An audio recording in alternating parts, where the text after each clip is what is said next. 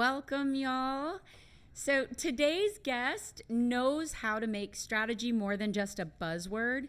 Nichole Reber is a capture and proposal strategist who's helped teams strengthen their capture processes and keeps proposals truly strategic and improve win rates by using resources that they already have, which I truly appreciate. With decades of experience leading projects in marketing, IT, aviation, and even federal programs, Nichole brings a mix of creativity and precision that makes complex pursuits look effortless. Today, we're digging into how she does it and what lessons teams can take from her approach. So, Nichole, welcome to Unsolicited. Hi, thanks. I'm so glad to be here today. We're so glad you're joining us. Now, you've worked across marketing, IT, and federal contracting, and you've seen firsthand how strategy or lack thereof impacts a company's bottom line. When you look at how teams approach pursuits today, what is the first mistake you tend to see them make? Uh, the first thing that I want to bring to my clients or my employers is gate reviews. Whether you have a dedicated BD person or you have somebody on staff who's kind of a doer seller, um, when they bring an opportunity to the firm, it should not just be a go or no go. Um, there should be processes called gate reviews that it goes through, and that's typically 2 through 5. And 2 through 5 goes all the way through proposal submission, the actual submission itself. Once the proposal is all finished, it can still be nixed at that point. Okay, so gates are identified long before you start looking for work. You already know the process by which you're going to run these opportunities through those gates to make what determinations on whether you keep going or turn Yes, away. Okay. yes, that's exactly it. Um, Something that I think a lot of companies are afraid of is saying no. This is one reason that execs often apply the spaghetti against the wall process. They think the more we pitch at, the more likely we are to win, when that is a surprising fallacy. Um, it's actually the less that you pitch to, the better you go through these gate reviews, the more likely you are to win. The less money you're going to spend on chasing the wrong pursuits, the more money you're going to spend to win by winning the proper way and contracts that are right for your firm. Good. So instead of making those minimum payments on all of these other things, you're going to make a principal payment on the one that you should focus your attention on. That's an excellent way to put it. Yeah. Yeah, no, I like that. And I think it's really great that you use the spaghetti against the wall analogous, because some people might truly believe that it's a volume of numbers that we put loads and loads through will win more than we don't, or do they think they put loads and loads through that clearly by volume of numbers they'll have to win more? It's the latter. The more times you try, the better you're going to succeed, Yeah. right? But that isn't true. When you run it through the gates, you're going to be saying, okay, what do we know now that we have this nascent information? How does the client like the incumbent? How was the transition in? Um, is there something going on in the broader environment that has caused this contract, now that it's in, the third 5-year period, to change its needs in IT or whatever other domain you're working in? Since I typically work for small IT firms, that's what I center on. Um, you want to talk about teaming. You want to talk to prospective teammates very early in the get-go, once you start to know about prospective contracts. You want to talk about You want to learn about if the KO likes a certain team or not, or if the solution that they're in process of, manifesting now didn't quite work out, and if there's something else coming, if they have a new KO. There's all kinds of information that actually shaking the hands get you to know more than just looking it up on SAM and saying, oh, that looks good, let's go after And it. when you say KO, I assume you're talking the contracting officer. Okay. Yes. And so help me understand, when you were coming up with your strategy or shaping the strategy that you advise on today, was it built mainly off of you experiencing the management of multi-million dollar contracts? Did that shape your approach, or was it simply didn't matter what size the contract was that you were aiming at? There was just a good process that you discovered, or was it because of the size of the contract that drove? It's watching a lot of teams opt for contracts they stand no chance of winning, which becomes demoralizing for the whole team, especially if it's a repetitive process. It's a little bit about, you know, watching somebody bring an opportunity to the firm and then deciding we're just going to watch it as it goes through SAM. We're not going to do any information about the competition, no intel analysis, no past performance analysis. It's watching a lot of screw ups. It's watching teams choose the wrong teammates because those teammates didn't have all their paperwork in, even though they told you they did. It's about not checking those teammates CPARs well in advance to see if the client actually even likes that team, or if they can't stand that subcontractor, then you don't want them on your team. 100%. I want you to pull on that thread with me a little bit. When you say picking the wrong teammates, how does someone know? Because you said, you want to start exploring teammates early in the process. How do you know right up front if you're picking the wrong teammate? uh, their past performance is one of the best indicators of that.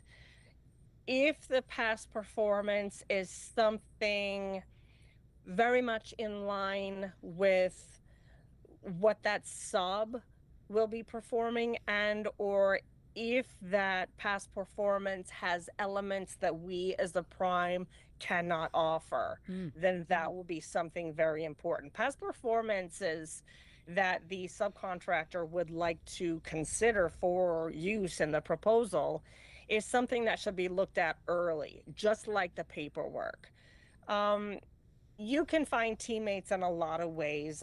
Small firms should especially always be networking with each other, whether it's just an email, a connection on LinkedIn, having a cup of coffee together, going to conferences to meet each other and learning what niche processes or solutions do they offer, how can they tie in to what we're already offering, Yeah, I love etc. it. I've seen that fail. I love it because it causes you to think of who am I putting on my like sports team, for lack of better terms. If you get to pick your team, you don't want to pick a teammate that you already know isn't going to show up for the game in a way that's going to help you win. Yes. Yeah, Yes. and the contracting officers, I would say, find a lot of benefit in knowing that they can trust you as the prime in this instance to find a good teammate before you ever come to the table, because I have to imagine contracting officers get really, really exhausted going through tons and tons of these proposals or submissions that just aren't worth their weight in salt, but it still takes them time. Yeah.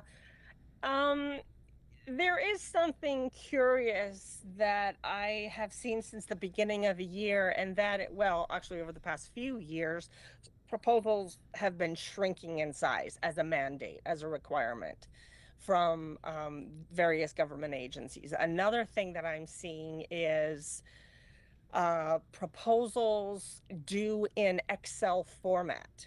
Oh, That is a tremendous PIA for those of us who are producing proposals. And it often, I think, allows government agencies to read them through AI systems. Oh. They are Hmm. various government agencies are also requiring character limited responses to the requirements in their proposals, which again shortens it for them so it's not such a tedious process. But that can be, for firms who haven't worked on those, it's something to practice. Yeah, for That sure. again is something to set up procedures and processes I feel for. like I'm back in the military with this thought process. The early writing of performance reports had these very strict limits for characters. Then you had to figure out how to say all the things you wanted to say in that tiny little space. Yeah. Well, that's why you hire somebody like me who's a really good writing. I consider myself the queen of concise.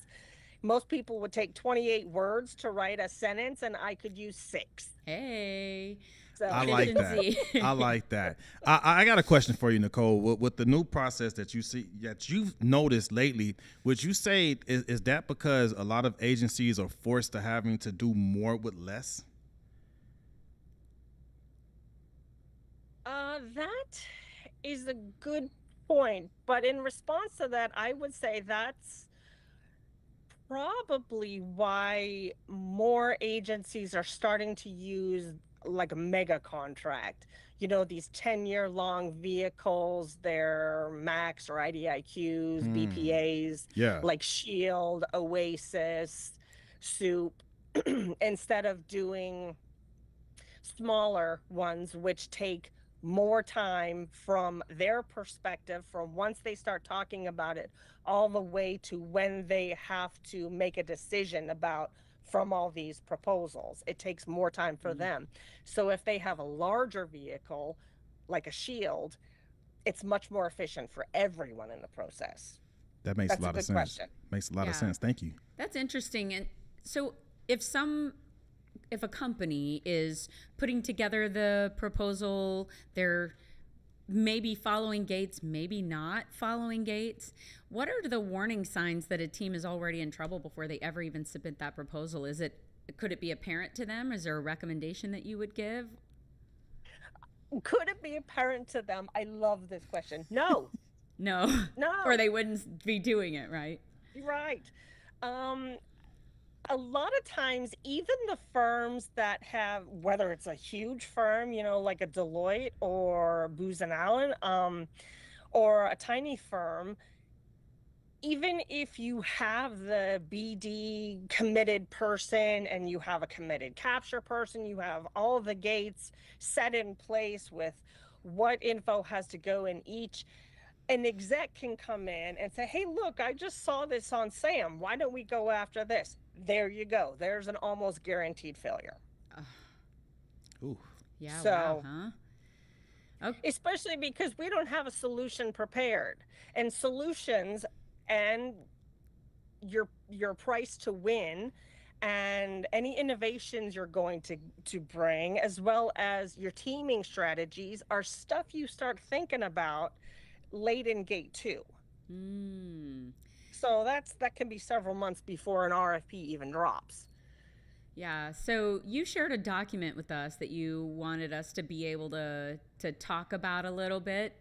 We're gonna have Geronimo bring that up, and what I'd like is for you to tell me what it is that we're looking at and what the professionals are that are going to be looking at this need to take from it. Like what are we sharing?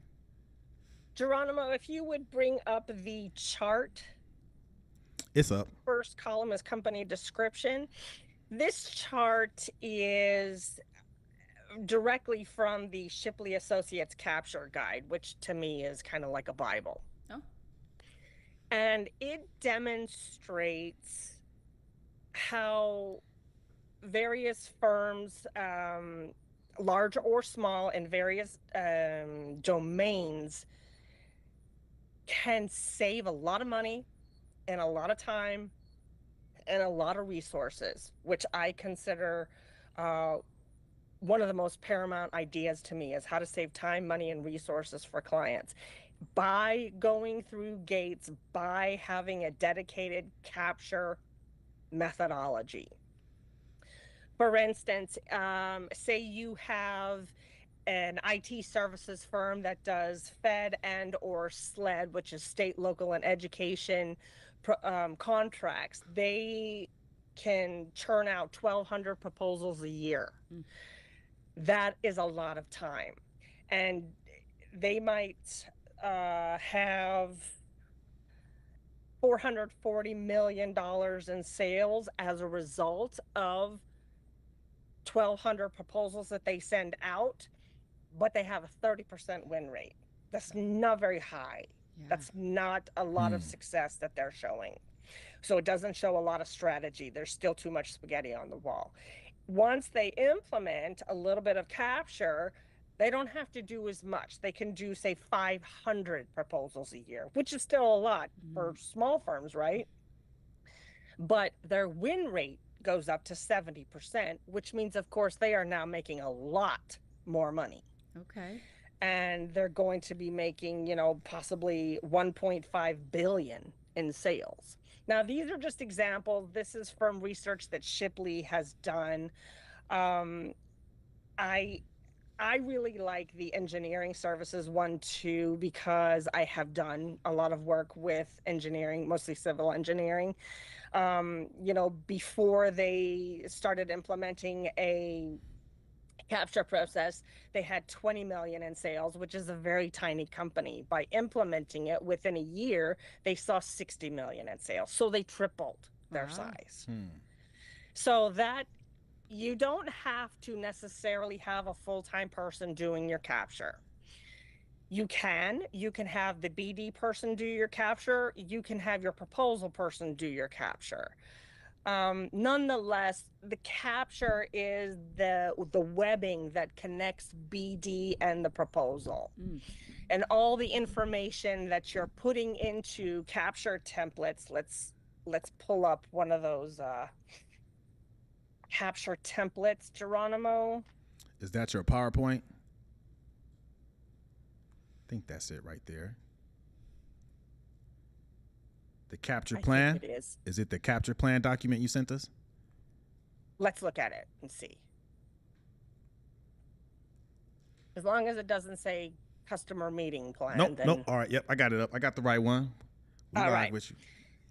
So when you're capturing all the information through the gates, predominantly starting with capture with gate 2, you're putting all that information. You're starting to fill out all the cells in this, all the pages in this PowerPoint.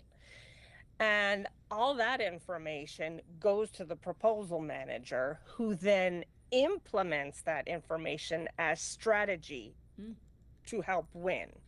And of course, they go look for proof points and CPARS numbers and things like that. No, I think it's helpful. But that template is gorgeous. And it's, I think I gave you guys a link to a page, a Shipley UK page, where listeners can go and extract this template for their own use, so they don't have to worry about creating a new one. And they can use that for every single contract. Nice. I'll get with teaching us to fish. Look at you. Yeah, I like that. I think it's fun. So if we're talking about making sure that we're using gates, making sure that we aren't just trying to go after everything, especially things that we're not qualified for, that's going to help your team feel more like a winning team, which will motivate them to keep going. It will also help your customer, the government that's having to review these things, know that they're getting serious applicants that are seriously credible and capable of fulfilling the requirement. So think about how we get junk mail, right? Our name may be automatically filled in, but they don't know anything about what kind of roof tiles we like. That's right. They just know that we need new roofing. So tell us how you're going to meet our needs in particular. Yeah. How do I matter as a KO to you? Yeah. That's what you need to show. So actually this is a little proposal management info, but that strategy that you start to glean through capture should show on a proposal in the very first paragraph. The very first paragraph should not be about who's pitching. It should be about, we recognize that here's the problem you're having and here's how we plan to solve it.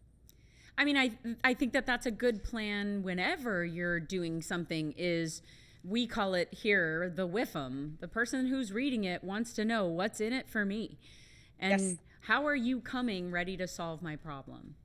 Yes. Yeah, I think it's a great idea. So would you say then that if your BD is out looking for opportunities on SAM.gov, then your strategy is a bit late in the game because you've already started off a bit late?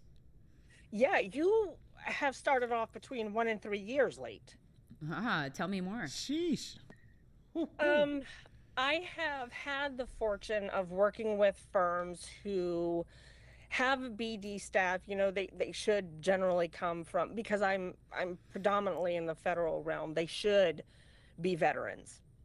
So, they're an Air Force veteran. They have all these Air Force contacts. That's what they specialize in. Okay. They're going to know retired KOs. They're going to know retired other leaders. And they're going to get insight into what has predominantly gone wrong in the last 2 or 3 iterations. That is the last 2 or 3 5-stage contracts, 5-year contracts that this particular contract has gone through. And so starting your BD, your capture early, will give you insight into how to win. I consider going after opportunities with no insight kind of like choosing a wife off a dating app profile. Okay. You don't know how real that is. Yeah. You don't know anything in depth, and you're just guaranteed to have troubles. Sure. You haven't done any of your homework. You're just trusting what's on the screen. And so if I'm reading this correctly, when you're going to SAM.gov and you're finding an opportunity and you're already 1 to 3 years late, or you're behind the power curve because you're looking at an opportunity that you have none of the back history on, then you are not in a place where winning is your strategy.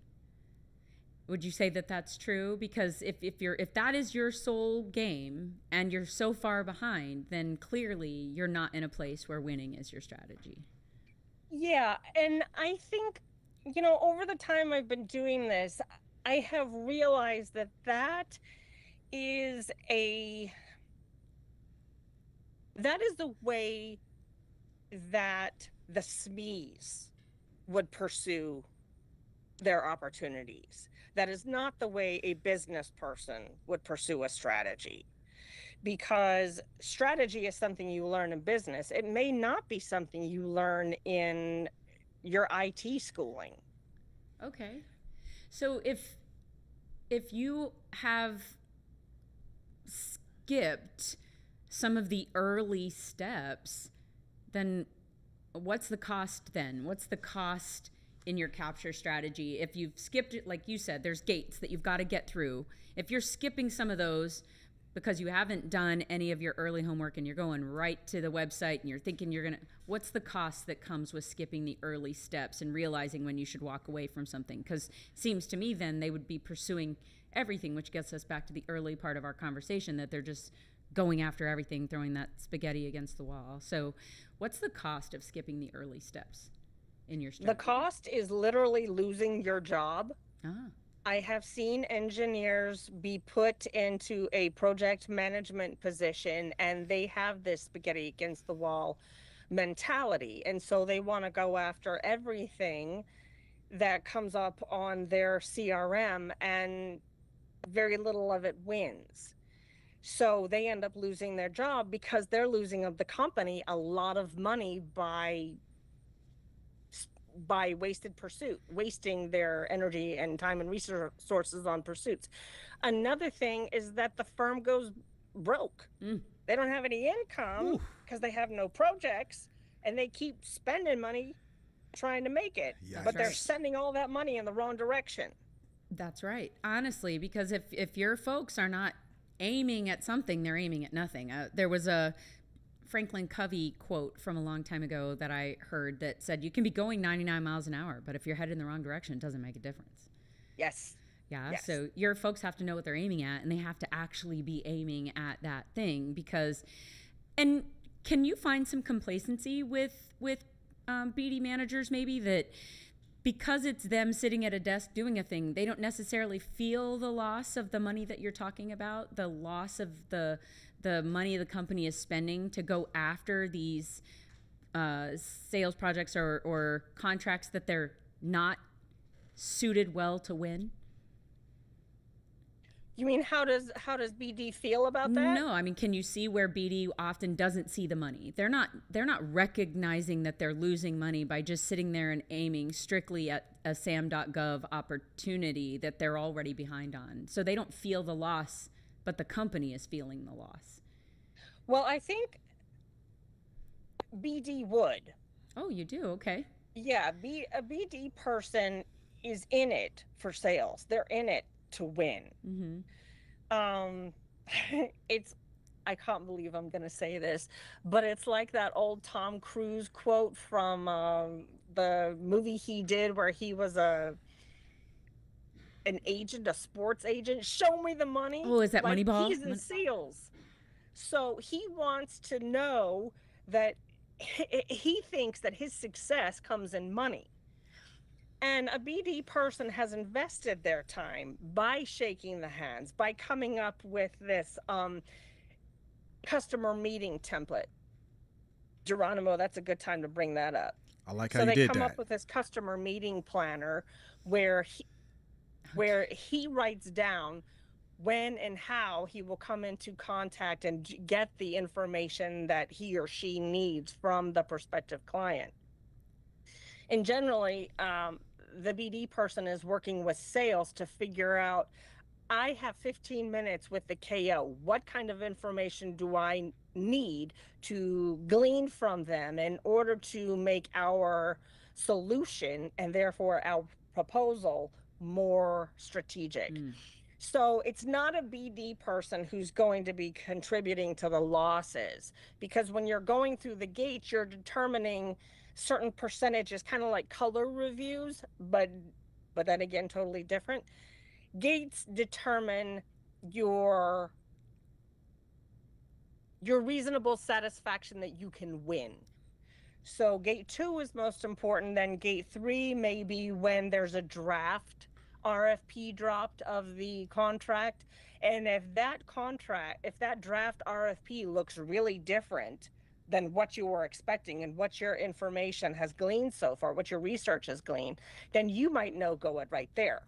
Or you might decide you need to have entirely different meetings with this KO. Gate 4 is generally when the RFP itself, the final RFP, drops. Some people can no-go it there, and I have seen that a lot. And I am always very proud of teams when they no-go it then, because then they haven't wasted the rest of the time, money, and resources that it takes to do a proposal. Yeah. And I've also seen teams go all the way to gate 5, which is when the proposal is finished and they want to press submit or send it through the portal. This is often a gate that's not actually done. I have very, very rarely, if ever actually, seen a team no-go it at gate 5. But your executive sponsor, who has been there since gate 2 to say, yes, keep proceeding on this prospective contract, may say, you know what, your proposal it doesn't offer anything new. It doesn't give me the whiffum. There's just a bunch of copy that answers the mail and it's doing nothing more than that. So an executive sponsor may decide to no-go it then. Yeah, you've got my brain spinning at 100 miles an hour, because it makes me think of that old saying, like, how long do you stick with a problem because you took so long making it, right? So if you have a strategy that says, even if I get this far, to your point, I see the draft RFP and it looks so different than what we were planning for, it's okay to walk away. It's okay to say, look, we're going to cut our losses here and turn back, versus keep going even though we're not postured well for this opportunity. And I Yeah, love, you got it. yeah, I love how you said in the very beginning, you see a lot of companies that are afraid to say no. Yes, that's the basic word right there, is fear. So, So I mean, a lot of these people have been in powerful positions and they know their stuff, but the strategy is something they don't want to admit to knowing about. I am not sure about strategy, so I'm just gonna put it in forth. we're just gonna keep pushing through this, thinking. But cutting your losses is imperative to consider then, because that's how you're going to, that's money you're gonna save for a proposal that's gonna win. 100%. And as we're talking about winning, if there is no contract and there's no money, there's no company. You mentioned that slightly different earlier, but your company will go under if you don't continue to make money. So we've seen a little bit of this shift, and I want you to walk through it with me a bit, of federal companies, federal GovCon companies that have started looking towards state and local work more. Yes. Why would you say that their focus is maybe not changing, but turning a little bit? Federal procurement right now is so shaky. Okay. There is so much going on behind the scenes. I've actually been talking to quite a few people about this recently, and some people say that it should get back on track by the end of the year. Some people say it should get back by spring. I tend to agree with the latter people. But meanwhile, if you're sitting there looking at 6 to 9 months or a whole year in toto since Elon went on stage with his infamous chainsaw and started hacking contracts to pieces, you have to pivot. As a smart business person, you pivot so that you can bring the same services, maybe on a smaller scale, to other people who need it. It's just kind of like, anybody who becomes a billionaire because they know how to diversify their investments. Yeah. Sometimes you make a lot of money when the economy is well, and some people make a lot of money because they have investments that are important when the economy is not doing well. That's diversification. So it is harder, I think, to do SLED work, state and local, because every municipality has a bunch of different rules for how they procure things, all the different paperwork you need. Don't even get me started on insurance and liability. It's a different process to get into in terms of BD and how you shake hands with people. And they're often smaller projects, but those might be the projects that keep you afloat. And then once government comes back into play, you've got two markets. Yeah. So, I mean, I think it's good where you're saying that it's not that those companies that are making that change are afraid and running for the hills. They're actually smart because they are diversifying their strategy so that they can continue with business. But if a company is actually considering moving to state or local work, what's a piece of advice that you give them so that they don't carry some of their bad habits from the federal side into this new playing field? Get a lawyer. Get a lawyer so that it helps them understand what's happening in that state or that local area, or what? Yes, because every state and municipality is so different in the way it does business that you don't want to be found out of compliance before you even submit something. Smart. Very smart.